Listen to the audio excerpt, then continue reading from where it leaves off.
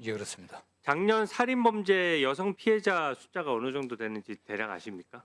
예, 죄송합니다. 제가 파악 못하고 있습니다. 예, 333명이라는 얼마 전 보도가 있었습니다. 뭐 제가 통계를 시험하려는 건 아닌데요. 그만큼 생각보다 굉장히 많아요. 네. 근데 더 문제가 뭐냐면은 가정폭력이나 데이트폭력이나 이런 선행범죄로 신고됐던 피해자가 32.4%입니다.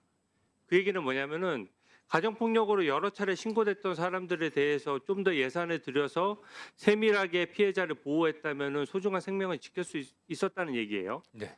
그래서 그만큼 예산 배정이 중요하고요.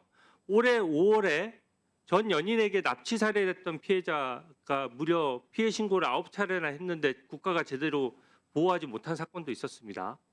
그래서 저는 이 사법체계의 개선이 뭔가 정치 논리나 이런 데 휘둘릴 것이 아니라 범죄 피해자 보호나 이런 예산 관점에서 좀 봐야 된다라고 생각하거든요. PPT 좀 띄워주시죠. 이 범죄 강력범죄도 마찬가지예요. 지금 제가 항상 저는 전자발찌 제도가 우리 강력 형사사범을 막는데 가장 큰 도움이 된 제도였다고 생각하거든요. 네. 근데 여전히 전자발찌를 찬 범죄자가 야간에 전자발찌를 끊고 범행하는 경우가 생각보다 많이 있습니다. 근데 한번 범행을 하면요. 단순히 뭐 절도 정도 하는 게 아니에요. 강도나 강간이나 입에 올릴 수도 없는 정말 강력한 범죄를 해서 한 사람 인생을 완전 망쳐버리거든요. 근데 이것 역시 지금 법무부 직원 한 명당 17명을 감시하고 있어서 실효성이 좀 떨어져요. 근데 저 그래프 보시면 아시겠지만 실제로 예산이 많이 투입돼서 감시 인원이 늘수록 재범률이 좀 줄어드는 추이를 알 수가 있습니다. 그러니까 전자발찌 정도 찰 정도면은 보통 3범, 4범 해서 강도 강간 같은 강력범죄를 한 사람들이거든요.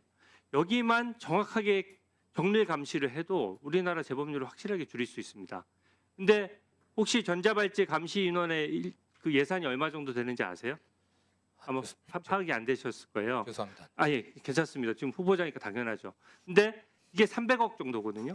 제가 드리고 싶은 말씀은 이제 지금부터인데 이게 자꾸 검찰 개혁 문제를 기소와 수사를 분리한다 이런 관념적이고 정치적인 문제로 말씀하시는데 결국 국민이 편해지느냐, 범죄가 없어지느냐, 또 예산 배정이 효율적이냐 이런 관점에서 봐야 되거든요. 국가수사위원회 새로 만들게 되고요. 지금 개편안에 따르면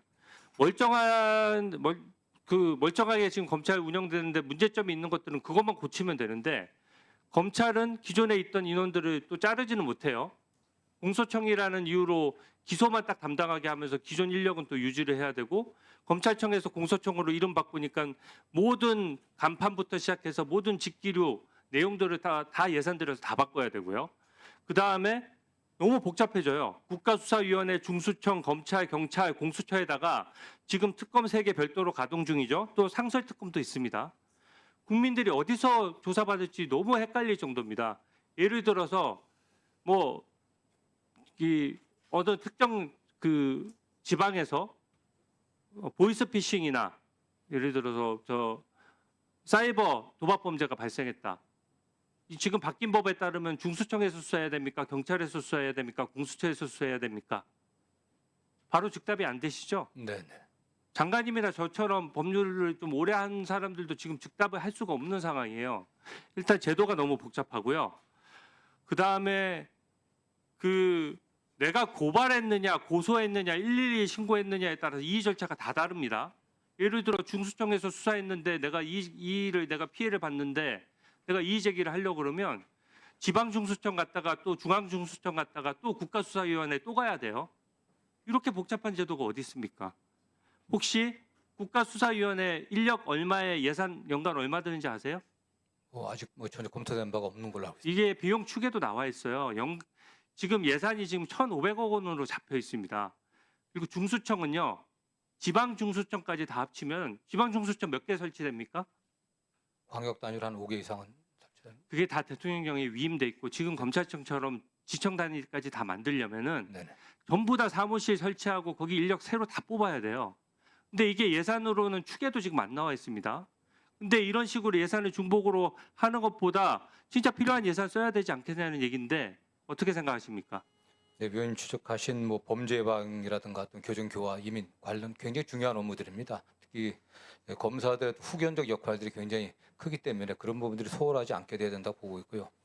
만약 장관이 임명된다고 하면 그런 면에서 소홀함이 없게 또 제도적으로 사각지대가 발생하지 않게 최선을 다하겠습니다. 특히 범죄 예방 관련된 예산은 제가 직접 나서서라도 최우선적으로 확보하는 데 최선을 다하겠습니다. 네.